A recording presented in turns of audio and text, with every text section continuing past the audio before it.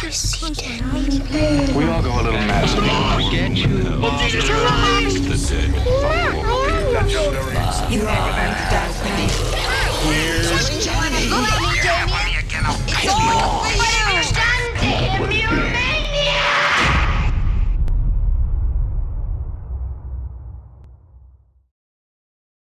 Hello, and welcome to the Horror Hour, the place where we discuss, debate, and disagree on all things horror.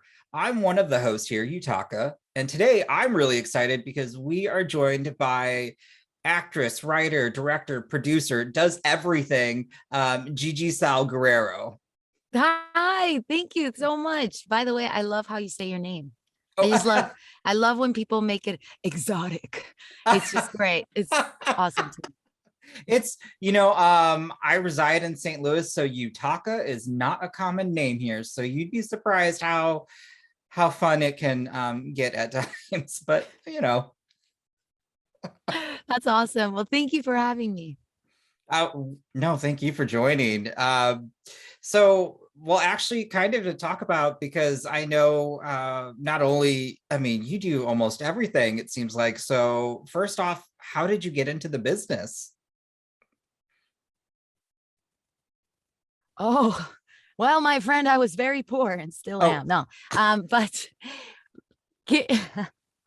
how I got into the business? Well, I definitely come from a family that's not in a business at all. Sometimes it's so much easier when you have that uncle, that cousin, or mom and dad are already in it, and it is easier when you have that connection and you want to get into the film industry. For me, like nobody. And how I got in it, I started out with acting by accident. And that's because when I moved from Mexico to Canada, I was all about sports. My friend Yutaka, I was planning to be the next Olympic athlete. Okay. Like that was the plan. That did not work out. Like I was ready to be the next Olympic athlete. I did a lot of sports. And when we moved here from Mexico to Canada, I got super into hockey and like all these things that we can't do in Mexico. Cause Mexican skating is pretty funny. And, and until one day, I needed an elective course. And the high school here in Canada was very involved in theater and musical theater. It was the school for arts, like for acting. And this elective course, the only one available was drama class. So I took it as a joke, knowing I could skip school easily, knowing like I don't care. Little did I know that I would love acting. Little did I know that I had a little actor like heart in me to just be silly, be funny, act on stage. So my love for it just started with acting. I wanted to now be the next Broadway star. And so my parents were like, oh, we should get her an agent and see what happens. So I started booking a lot of commercials as a teenager. And from that moment on, just the lights, the crew, the camera, I was like, all this for Wonder Bread commercial? Cool. Like I didn't understand. And that was really neat to me. So it just started out by wanting to act. And then to finish the story, how I really got in it. It's a pretty good story, actually. So when I was about 16 years old, 17, I was by that age super immature, spoiled brat. I was like the equivalent of what an annoying little sister is. I'm the reason my parents stopped having kids. So one day I knew exactly where my sister was going on a date. So I called all my friends and I said, let's go crash her date. I know what movie theater, which movie, and what time. Let's go. I wanted to make her life miserable because that's part of the job, right? So we all go. Little did I know that this movie was going to change my life. And the movie was Alfonso Cuarón's Children of Men. By that age, I'd never seen a movie like that. I was all about horror movies and Adam Sandler comedies and Ben Stiller comedies. Like that's all I would watch. I really was such a close-minded teen and I didn't care for anything else. and I sit down and I watch this movie, I forgot completely that I was there to throw popcorn at my sister.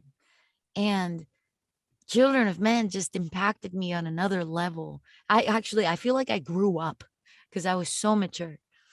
And that movie really impacted me, really resonated. And I remember being just in awe of a real horror, of a true wake-up call of what society is getting to, of really what our world is coming to.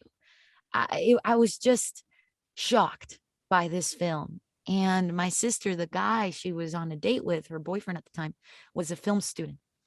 And he saw at the end of the movie how impacted I was. And he said to me, well, I'm learning how to do this in school. I'm learning to be a director like that in school. And I said, you learn about movies in school? Yeah, he said, it's called film school. I was like, wow. I was like, there's such a thing. And he said, yeah, and this director is Mexican. You should check out his other amigos, Iñárritu and Del Toro. They're pretty cool dudes. And I was like, a Mexican made this movie. Like, it really was life-changing. Like, you hear these stories, like how people really resonated when Diego Luna starred in the Star Wars and he has an accent, and how many people were like, wow, he's like me. That shit happens, man. Like, it like, when he said he was Mexican, I was like, no way. A Mexican like me made a movie like that in English. And I just was so inspired. And I got home that day and I was like, Mom, Dad, I'm going to film school. Like, that's just changed.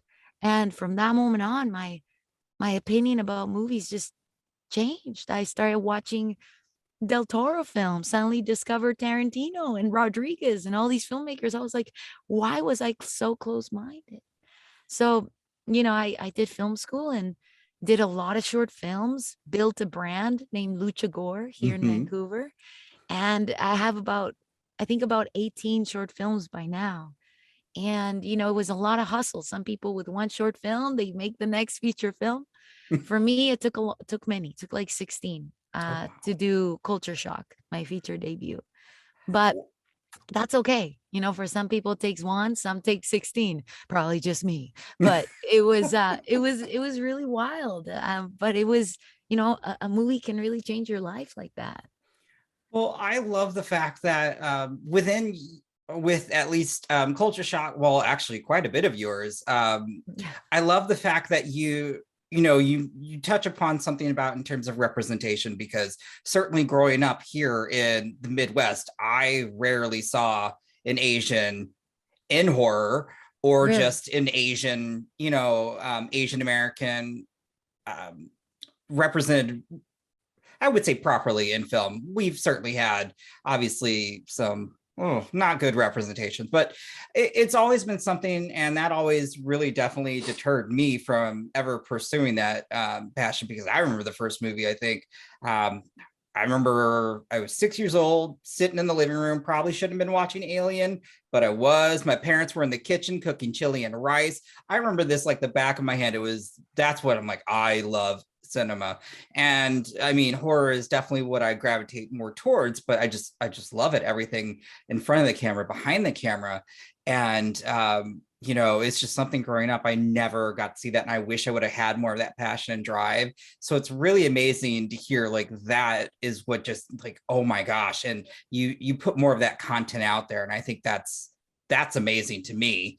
And that's why I really, just in watching actually Culture Shock and Bingo Hell, I just love the fact that we're getting to see these more diverse storytelling. But also, I think when Culture Shock came out, it was definitely at a time when we kind of needed it, because I mean, we had everything going on in, well, at least in the States as well, with the border crisis. And sadly, we had who in office, and just it wasn't making things great. And I think the social commentary that you brought to this, it was like another, I mean, there's horror that you can have, but then there's also something like this that's just truly terrifying because of what we're going through.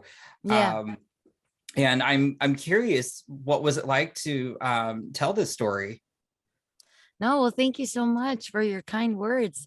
I mean, listen, I feel that, for stories like Culture Shock, uh, and because it was my feature debut, I really felt in my heart that I had a responsibility of really being honest. You can have fun with movies and you make cool stuff, but because exactly what you said of how timely it was, the border crisis was so prominent that year in 2018 and 2019. I felt, as a Mexican, as an immigrant, as a woman, though not American, I still felt so much for those people. And I felt I can't help. I don't know how to help. And when this story of Culture Shock came into my hands to read, I really felt this is our responsibility. I'm not just getting a job. This is my chance to bring awareness. And so really that's what I said so much in my pitch. At the time, the movie was called Crossing. And the story was pretty different, but the cool core element of the VR and all that all was there. And that's what got me so into it. But what I felt it lacked was just that full honesty of what we're really going through, that full sensibility of what it's like to be an immigrant, that full understanding of what people must be going through in order to risk their lives in such a dangerous journey. Like all that was not really there. And the of course, like the movie, many other things, like it was too big, not enough money, like all these things, of course. But it really needed that Mexican touch to just really resonate with these characters, rebuild some of them, rewrite and bring in new ones. So I was so excited that coming just to this girl with a bunch of crazy short films, that Blumhouse really believed in what I had to say. And they noticed like, oh shit, like she really wants to say something serious. So it was a little scary making it. Every day on set, all of us were, you could tell the energy in the room. People were stoked, but people were scared. Especially, in the script, it really wasn't that grimy and nasty when they all, spoiler alert, cover your eyes, anybody listening. 3, 2, 1, spoiler. When they all reveal the VR world, in the script, it wasn't that nasty and grimy and dirty. It was like a very, very cool 50s Twilight Zone lab. Like it was very pristine. And I literally said no, because that's not what's going on in the border. In the border, they're being treated like fucking animals. And we're gonna make it look like cages. Like we're gonna make it look like it's hostile, because that's exactly what these people are going through. So it was a lot of like that passion and that drive to just bring awareness to what's going on. And of course, Yutaka is hard with these social horrors, how far to go that you don't want to make the audience suffer 90 minutes, because what's going on in the news and in the media, it's so hard to watch and read. Oh, yeah. So, so it's that balance of like, when is it too far? And I should bring this entertainment value that people will have fun for the 90 minutes. But once it's over, shit, we're going to have a conversation. So that was the goal. That definitely, I really wanted people to have a good time, have fun, be creeped out, laugh with Barbara Crampton in it, but be super obvious and clear that we got a problem in our hands. So it was wild. It was really wild. I mean, I loved it. And I loved the contrast because, yeah, obviously in the very beginning, it's, it feels real what's going on and you're telling the story. And then when you're, in the VR world, well, one, for me, I saw the pastel colors and I already knew this isn't good. No, I was not here for that. I was like, nope, something's wrong here. That was the first thing I said in my pitch. I'm like, this is gonna be Pleasantville gone wrong. Oh, and they were like, ooh, like And I mean, you had Barbara Crampton, and I was just like, So oh good, man, right? this was just, I was like, this is wild. And then I saw in another interview, and you were very correct, but when you, the actor, Richard Cabral, Yeah, when he smiled, I've never seen him smile, and that I creeped me know. the hell out. And it was just like, I'm scared, but this kind of gives me a little bit of camp factor, but oh, I mean, I really enjoyed how you were able to even out that tone, because I love that there's a conversation that still needs to be had. But I love that you're able to do that type of storytelling. And yes, I completely understand you want to make it fun, but I still, I mean, I enjoyed it, and it sounds like you made some really good changes in terms of, yeah, I like the gritty and the grimy, because it is. So Right? Oh, that's awesome. Well, that day, I'll give you a fun anecdote. That day, that Richard Cabral, we had to cover up his tattoos with makeup, shave him, clean him up, really different from who he really is in real life. Like he's a pretty cool, like G guy, like he's not much different than the character he plays of Santo, which is my favorite character, by the way. So when we were like, putting pink and purple on him and like really cleaning him up, came on set, he looked super different. We were excited. And as soon as the first take, what's on the movie, it's first take. I'm like, okay, guys, and action. And when he did that and he turned his face, was like, hello there. Oh, all of us just laughed so hard. I couldn't even call cut. Nobody could do nothing but laugh. And I remember he was like, oh. And I was like, no, that was great. One more take. That's all we need. Like, and he's like, are you sure everyone laughed? I'm like, because it's perfect. And you look so different. So it was awesome. Like that was probably the funniest moment on set because nobody expected it. it And was very unsettling. it was, yeah, and he's a really intense guy. Like he takes his craft so seriously. He's quiet and he's always focused. And then when that moment came on, it was like, oh, like I couldn't even call cut. I was just dying. But it's really cool the following scene where he stabs himself and he's screaming. Like he got really into it. Like that was our first blood day because we've gone so many days of pastel colors and Ugh. everything pretty that it was just so refreshing. I'm like, oh, thank God there's blood on set. And that day he like really brought it. He's great. Richard Cabral is an awesome actor.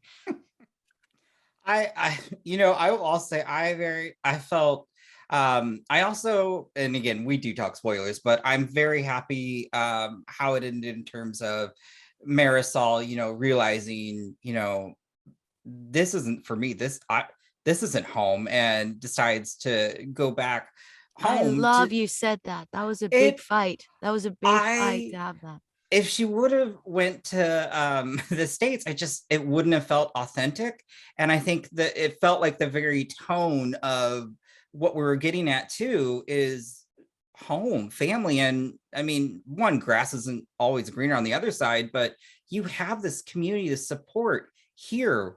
Why leave it for, to be honest, the States where they say it's, that's a whole nother conversation, But it's true. Like that was a lot of things we, when I came on, I added, and it was not easy to convince certain people of the team to have that. And I was like, do you know how many border movies are out there? Name one where the character realizes that home is beautiful. Name one. I can't And think of not any, not a honestly. single film, not all of them relate with, as an immigrant, that desperation, that anxiety, that basically losing hope and faith in where you're Mhm. from to go get something else, to go. Everybody deserves a better life. That I agree. And Mhm. that needed to stay. Everybody deserves a better life, no matter your situation. But having Marisol go back to Mexico was such a big deal. Like I was like, it needs to happen, my friends. It has to happen. And actually, the original script was very different. She wakes up. It's normal America. Has a midwife there, like Barbara Crampton, but very normal. Oh Everything. She's wow. finally acquainted of being American. Turns on the TV, and sees how that lab is successful. She sees the two scientists, they're successful, they've opened it up, and now we can bring immigrants in. I was like, fuck no. Like, I remember I was like, no, even though that's still cool and tragic ending, I was like, she's got to go back and show others that can't go back. So, you know, when her and Santo really came together and shit, we got to go our separate ways anyways. That's real. That's real, right? Like, everybody's situation is different. Santo couldn't go back because he'll probably get killed in Mexico. But Marisol realized I really do have everything. Everything I could ask for. So I'm really glad you brought that up, because that ending was not an easy fight.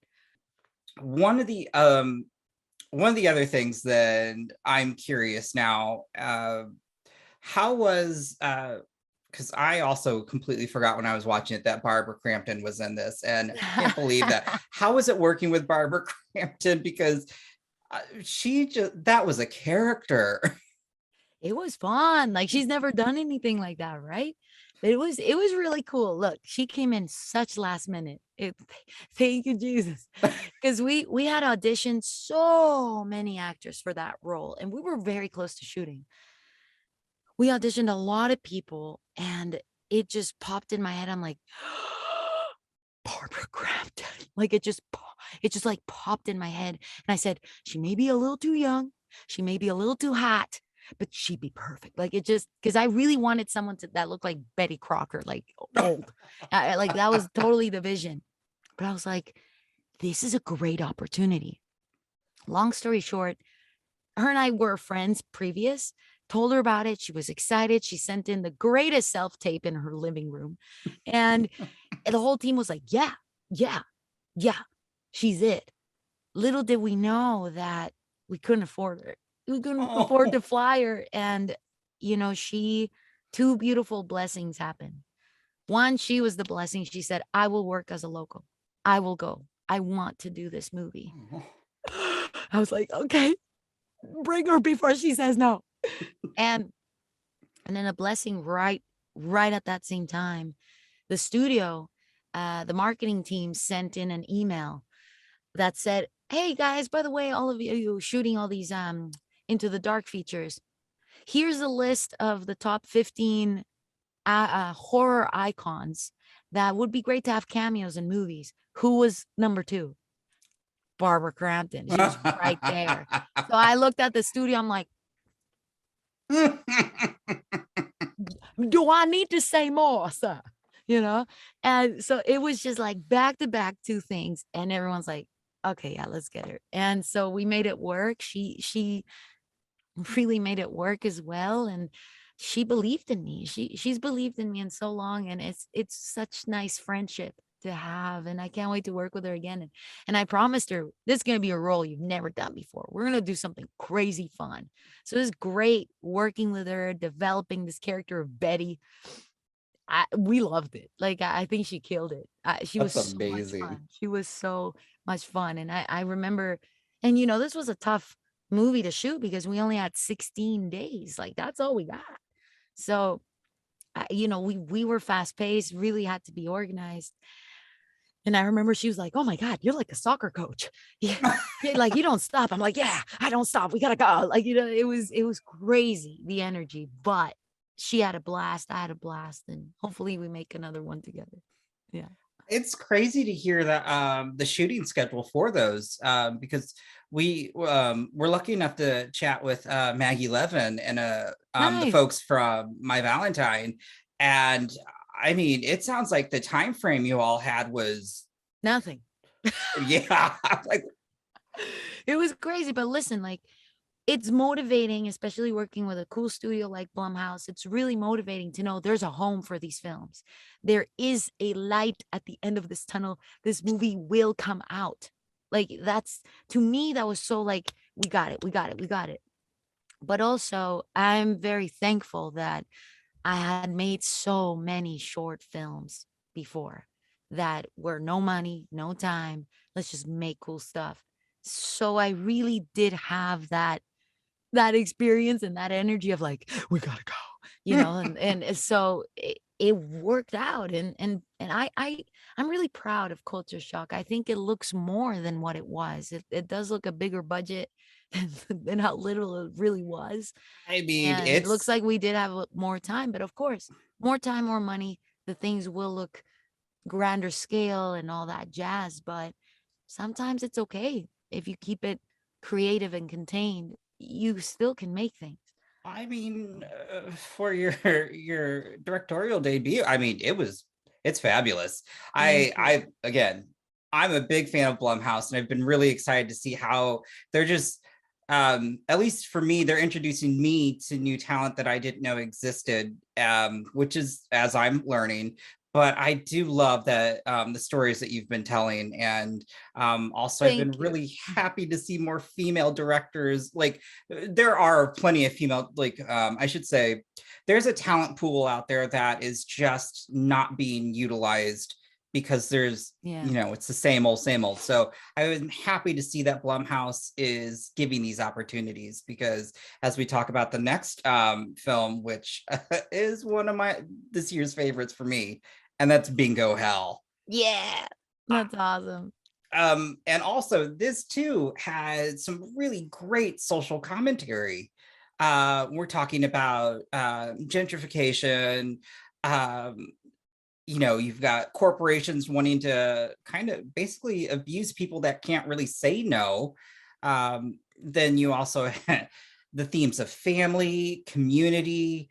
And I also love the fact that, yes, while most horror films typically have, that young cast, I loved this cast. And it was so Yay. nice to see, because as soon as Lupita, as soon as she bumped into that couple and said, fucking hipsters, I was like, I love you and I appreciate you. Did you know that was me who she spills the coffee on? Oh my God, I need to go back. I didn't even notice that. It's no, I went very Hitchcock in my cameo on this one. I was like, I want no one to recognize me.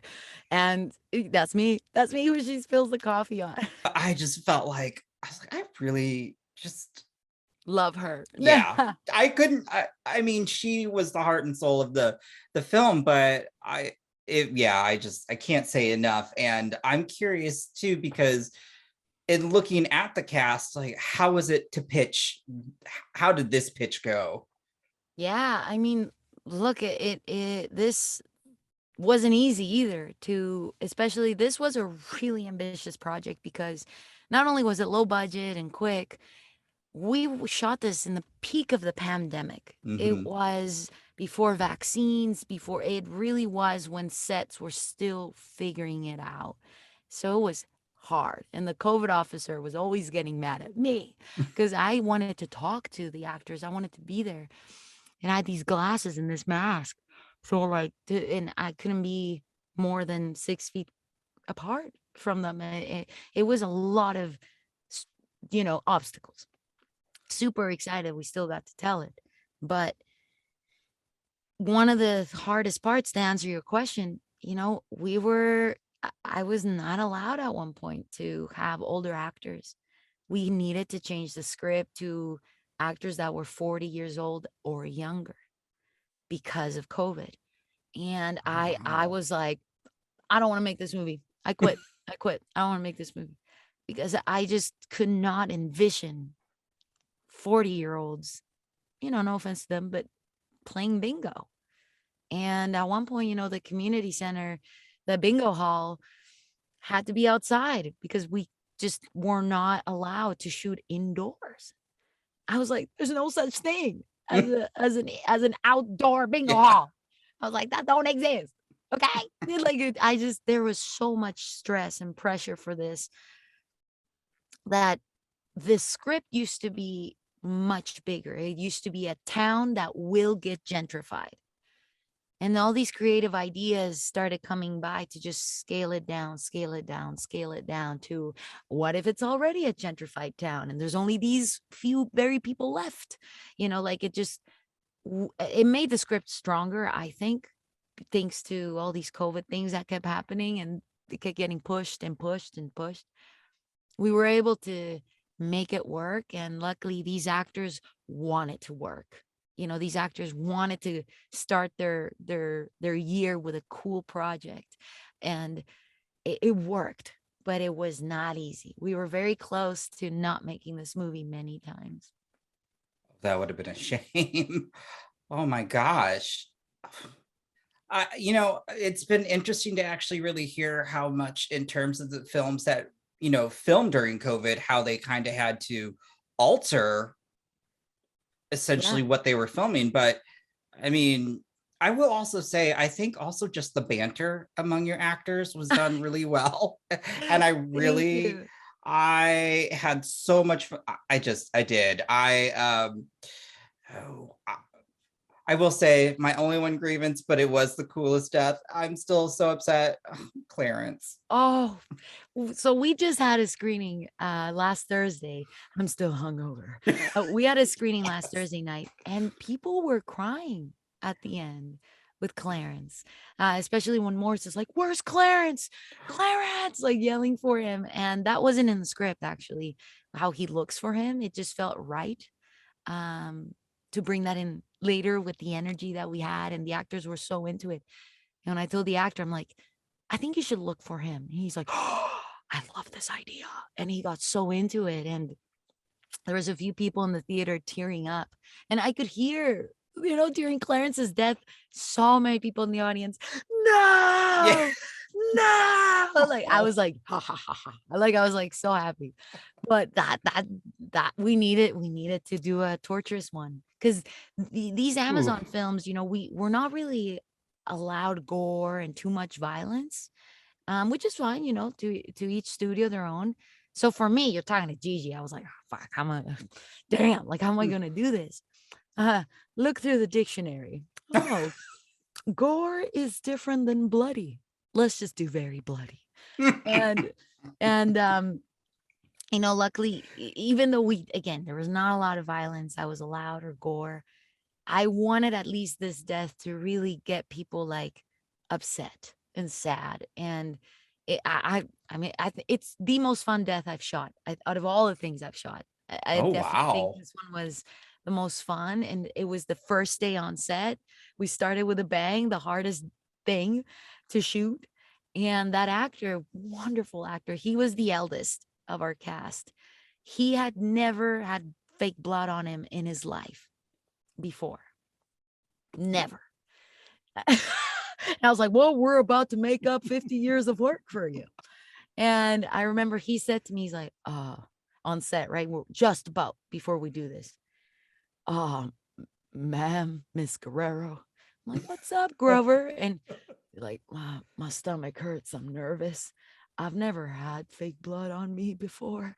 And I don't know what to do. He's so cute. He's adorable. And I was like, I just grabbed him on the shoulder. I'm like, I got you, Grover. When I call action, you close your fucking eyes. I said to him, okay?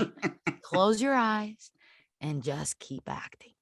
And he's like, oh, just like that? I'm like, yes, because there's going to be a lot of blood. So just close your eyes and you keep going. Okay, everyone, let's do it. And action. Like, it was hilarious. Oh, he was so like, and I'm like, pause, because we had to go in, put some bits and pieces on his shoulder while he's like totally frozen. And I'm like, and action. And he just kept going. He killed it. And then at the end, he's like, could you take a picture for my son? I'm like, sure. And I took and he's just like covered in blood. It was so funny. But yeah, you just reminded me of that anecdote. It was good. Yeah. That's incredible. Thank you. I'm still mad about it because I didn't want any of the cast to honestly, well, I shouldn't say that because the daughter-in-law was needed to go, huh? Yeah. I was not upset about that. I felt more for her kid, but I was like, I'm okay with that. Bye, Felicia. Yeah. Yes. Another thing that I really did like, obviously the color palette in this one too, in Thank terms you. of when you see how it is just, everyday normal going through, but then when they're having those, one, either within the bingo hall, but two, also when they're having their delusions or illusions, however, where they're about to be killed. I really love that, the transition. And I don't know if it was meant to add like a camp factor, but I that's what I felt, but I loved it because I just thought it Yeah. was like, this is so fun because I may have been to a bingo hall a couple times when I was much younger, and that's because as kids we're like, oh, we could win money, until we found out you're not allowed to talk, you can't do anything. Like nope, never again. They're But intense, those bingo halls. They take it seriously. like, you call out that false bingo, they are going to literally murder you. Yeah. So I really just enjoyed how you captured that aesthetic. Oh, thank you so much. The colors was a blast. So creating the colors with the cinematographer Byron, he did culture shock with me too. So he was like, I'm ready to go out of my comfort zone on this one. I was like, yeah. And we wanted to go the opposite way. We wanted color to be the evil. So we really started the town of Oak Springs very, very warm, very bland. But the more Mr. Big's presence kept appearing, these colors kept coming too. And we were like, what if Willy Wonka had a bingo hall? What would that look like? Like, what I would that like look that. like if it's Willy Wonka and like some like Elon Musk kind of guy? Like, what would that look like? So that's where the bingo hall, you know, built, the production design of it came to be like that because our production designer, his name's Owl, awesome name. He really wanted it to feel vintage and fun and old school and those colors. Yeah, I mean, I really wanted this movie to just be laid back, fun, not take itself so seriously, and just people invite their grandparents to watch this movie. So it just felt right to throw slime and colors and jokes and just have a fun time with this movie because it's so wacky. Like it makes no sense, this film, that it just seemed right. And it was a blast. Like I'm a fan of the colors. And by the end of it, like you see in your background, there's still so much color. And that's not what Oak Springs looked like in the first act.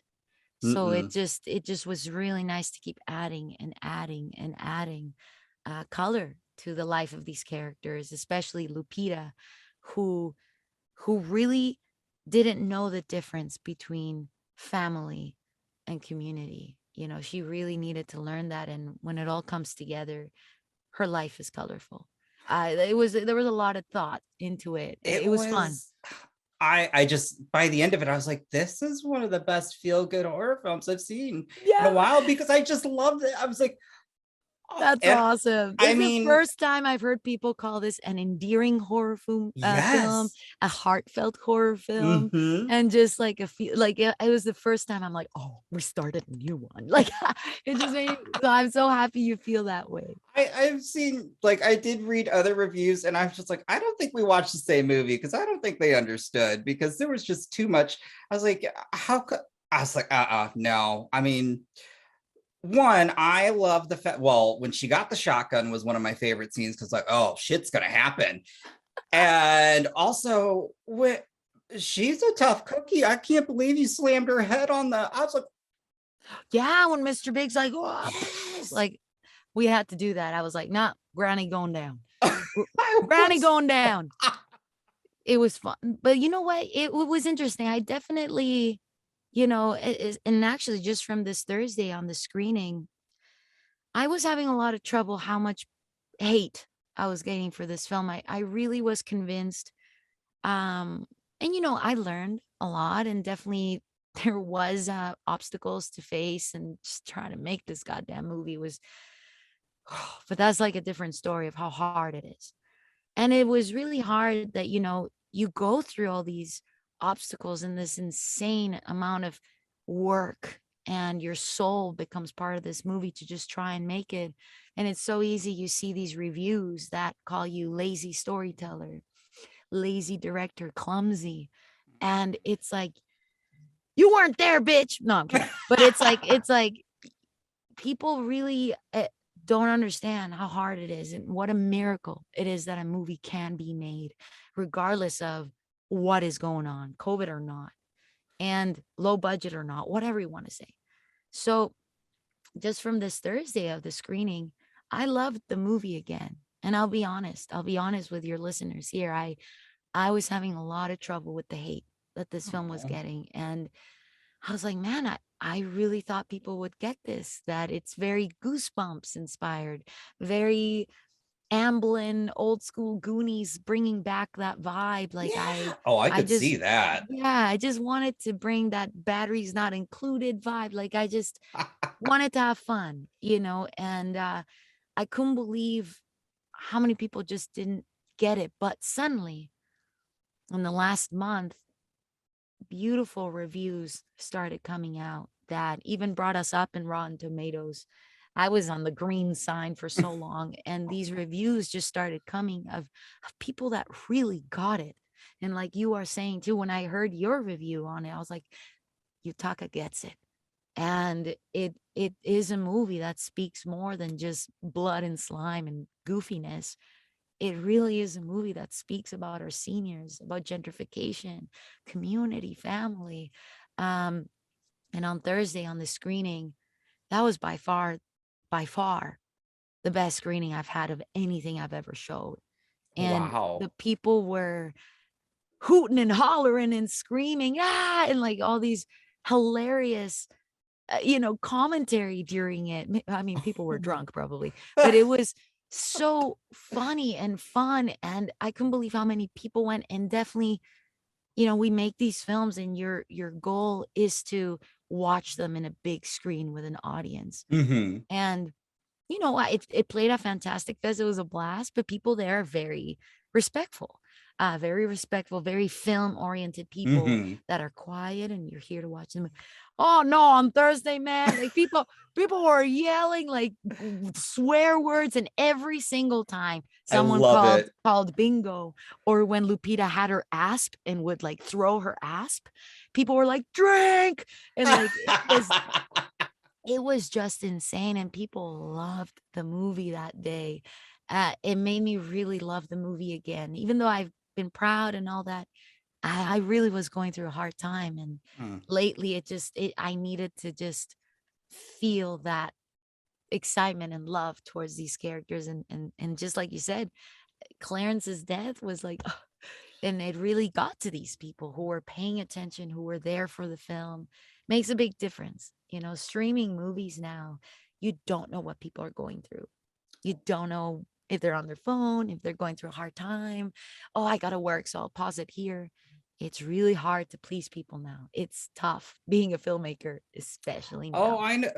It's very interesting when you bring up streaming, because I will say this was a movie I couldn't take my eyes off of. Oh, I awesome. see there. Yes, there are movies where I could totally tell that I'm fidgeting. But this one, as soon as the opening started, I was like, oh yeah, no, I'm just gonna put this on Do Not Disturb.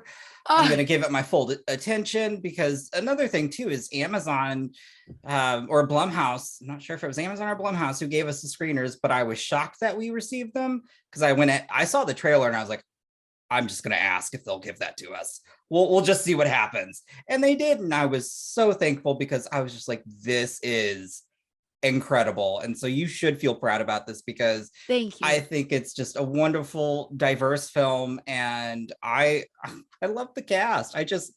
I'm so happy to see something like that. And I think one of the things that I've seen with your work is that I do feel in some way that I can connect with some aspect of a character or a storyline, and so I'm happy it got made. So you should feel proud of You're it. the best. Thank you. I'm so excited. I'm so excited for the next thing. And it's still not as easy like for me to get a job. It's inconsistent, but it's really cool. Thanks to Culture Shock, these short films, thanks to Bingo Hell, it's been really nice now to develop other projects, to read other type of scripts, pitch for some big projects that it's like, wow, I'm getting the opportunities now to get in that room.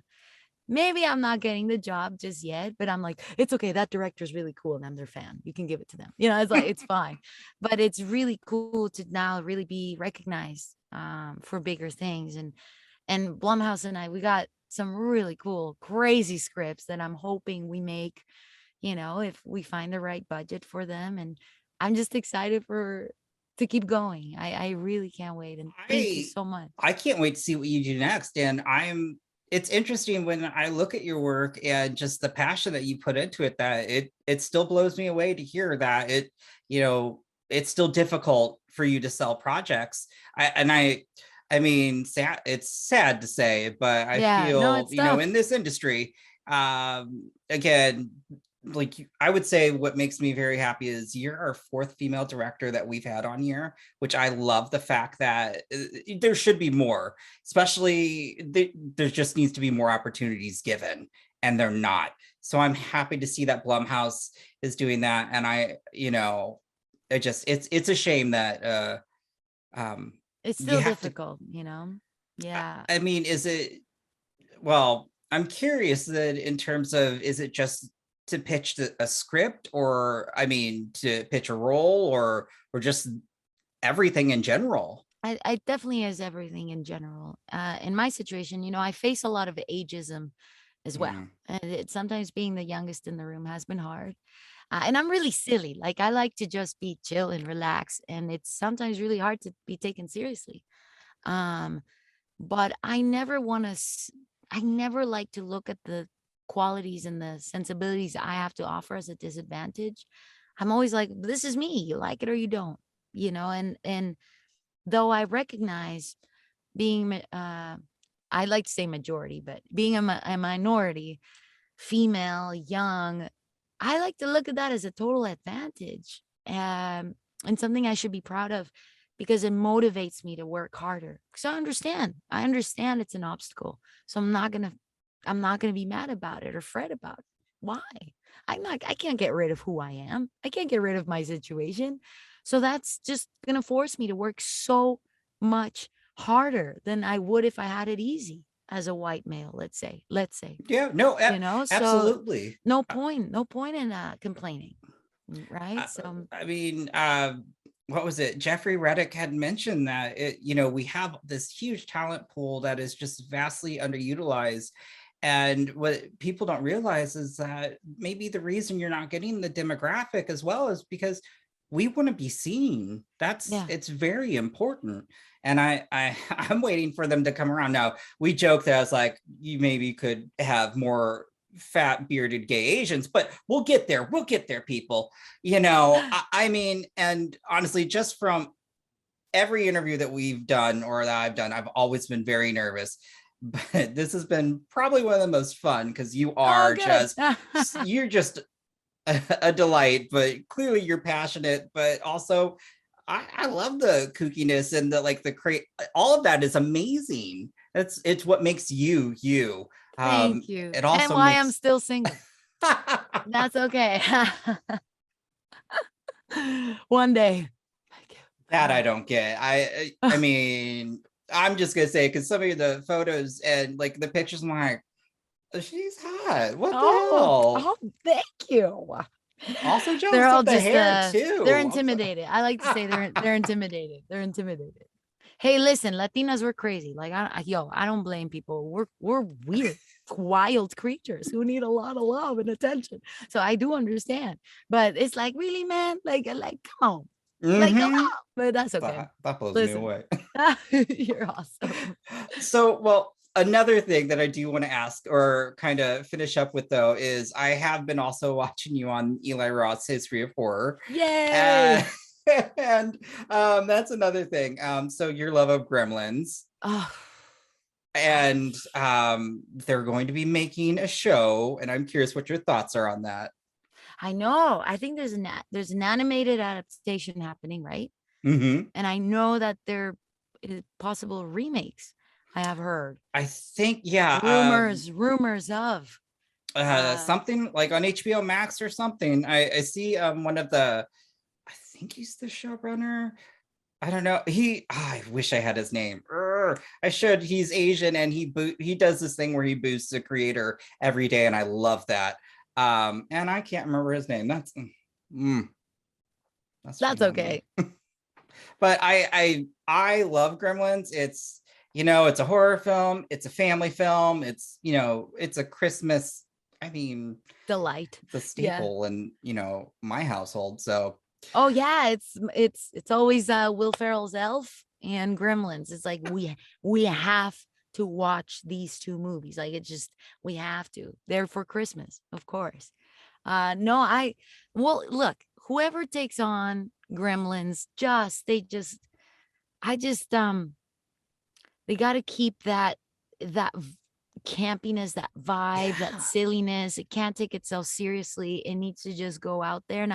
And what I'm hoping for, and now it's more expensive, but I don't give a shit. I really hope they embrace the beauty of animatronics and practicals and puppeteering and what made those films so iconic of the time.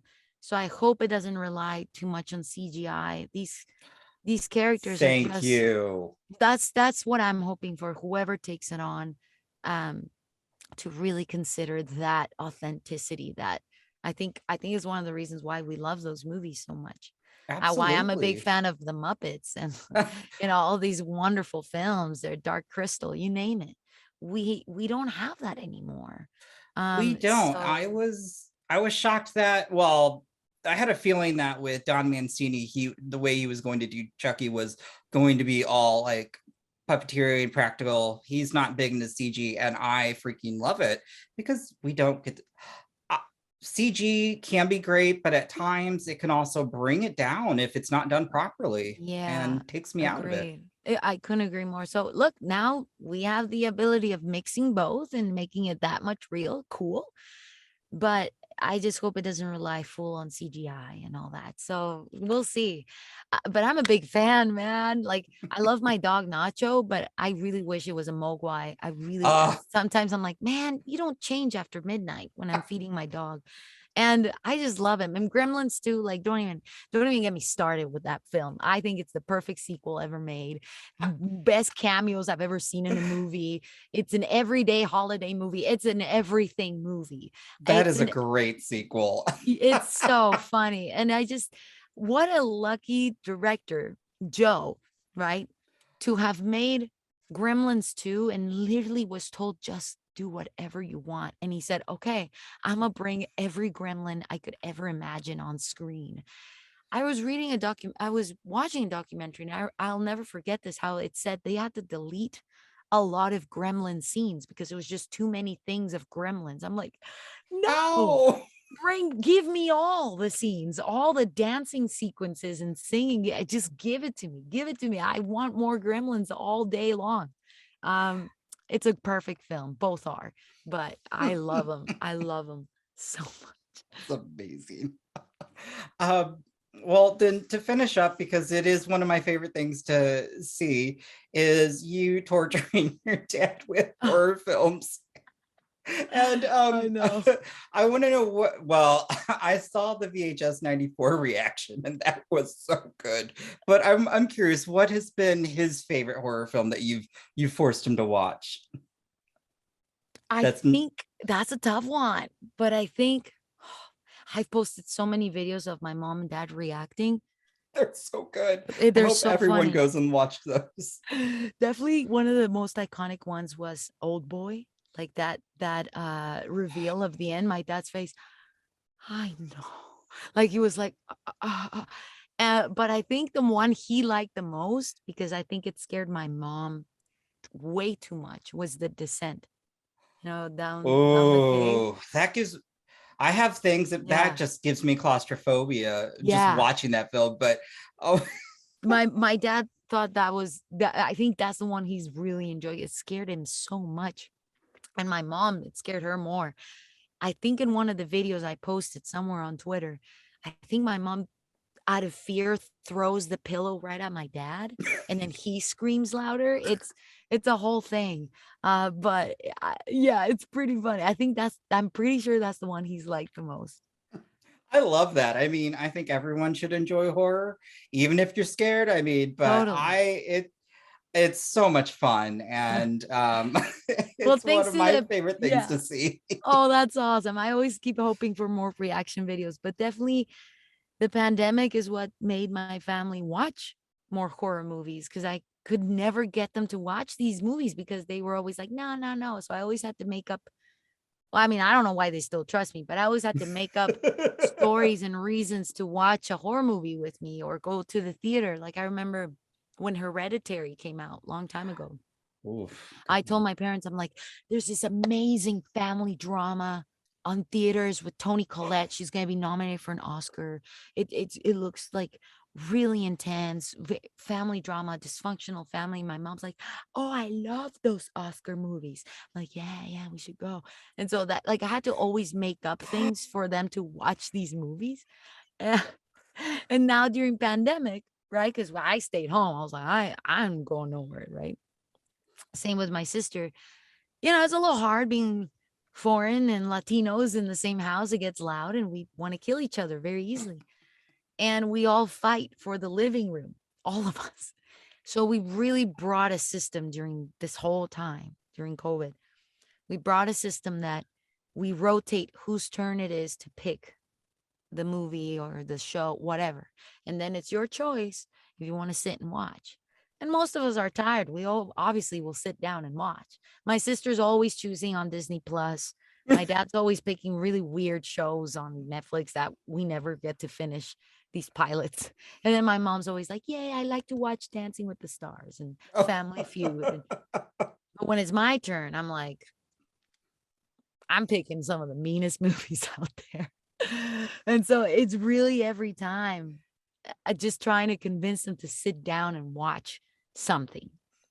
And when I got them to see Host on Shudder, what Ooh. I said about that film, I was like, "Oh, mom, dad, sister, like this new platform called Zoom, right? Like there's like this movie that's like a master class on how to use Zoom. We should watch it and just learn how to use Zoom. I think it's gonna be the new norm." Oh, yes, I need to learn how to use it. And then this movie starts. Like they were horrified. You're so Horrified. evil. I know I I'm the love worst. it. I come up with the weird, like getting my mom to watch Suspiria. I was like, "Mom, it's your favorite. It's your favorite." "Oh, really? It's my favorite." "Yes, it's the prequel to Step Up, how it all started." "Oh, I love dance movies." "Okay." And then it starts the movie. She's like, "Ay, Dios mío." Like she's like, no, no, no, no, no, no. I can't. They continue to believe me, man. These descriptions are great too. Right. And, also, I will say, since you had brought that up, we don't see enough Oscars or at least award nominations for horror because Toni Collette should have been nominated. That was, oh my gosh. She And really Lupita should've. Nyong'o for Us. She played two freaking roles. I know.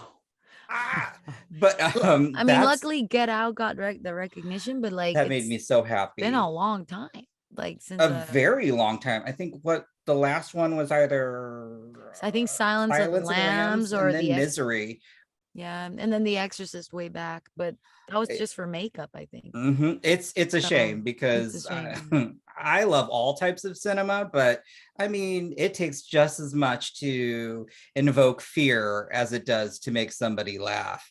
I couldn't agree more. And I think even at the Golden Globes, they have the section of comedy, drama, or musical. Like they have those. I'm like, where's genre? Like, where's thriller? Call it thriller if you don't want to call it horror. Call it thriller mystery. Like, give it that more fancy name. But it is strange that they don't put, even at the Golden Globes, they don't put that category for. Well, we know the issue with the Golden Globes, but yeah, I'm very happy true. though that like Parasite, I never in my wildest dreams Took a long time, but we did it. Yeah. Oh my God, that was just a moment for me. And then just last year with Minari. So I'm hoping we see more diverse nominees. I mean, we should. It's just it's white people. That sounds terrible. It's white men who are running that. But agreed. so And my counterparts would kill me if I didn't at least ask, because we do with everybody. What is your favorite scary movie? Oh, it's different answer every day. Oh, that's amazing. I have two that I go back and forth with, so that's very interesting. So what is it then today? Yeah, I have like a massive list. Today, no, you know what? I'm gonna go with the one that really got me into horror. That was like, I went to film school thinking I'm gonna make Children of Men movies and like, or comedies. Like, I was just very that, even though I loved horror. But in film school, the first horror movie I saw of this kind was Devil's Rejects. And That's such a good one. yeah, and I had never seen anything like that. I've seen a lot of like Freddy Krueger, Mike Myers, like I was watching a lot of horror movies, but I didn't know Rob Zombie. I had no idea, nothing about him. And my friend, who is one of the co-founders of Lucha Horror, was like, "Let me show you the dark side. Like, let me show you the real stuff. Watch this." And he gave me his DVD of Devil's Rejects, and I was like, what is that? Like, I was like, this is, I had never seen a film so dirty and grimy, and these antagonists were the protagonists this whole time. And like, I was like, what? My feelings, and like, and I like that Rob Zombie just broke a lot of the rules of storytelling, and the way he shot stuff, and the way it looks so vintage and old school. I was like, who the fuck is this guy? And so on, like, I love a lot of movies, but I always end up at some point being like Devil's Rejects. Like, I just always end up in that side of things. And I got really inspired to be as like gritty with a lot of my work thanks to that film. So I'll give you that one. Interesting. I like that. I've been a big fan of Rob Zombie's, and honestly, I remember getting lost. It took us maybe about almost an hour to get to a theater that was actually playing either Devil's Reject. Yeah, it was a Devil's Reject, and or it was House of Thousand Corpses. But either way, I love them both. Yeah. And yeah, ooh, that's a good choice. I like that. Thank you.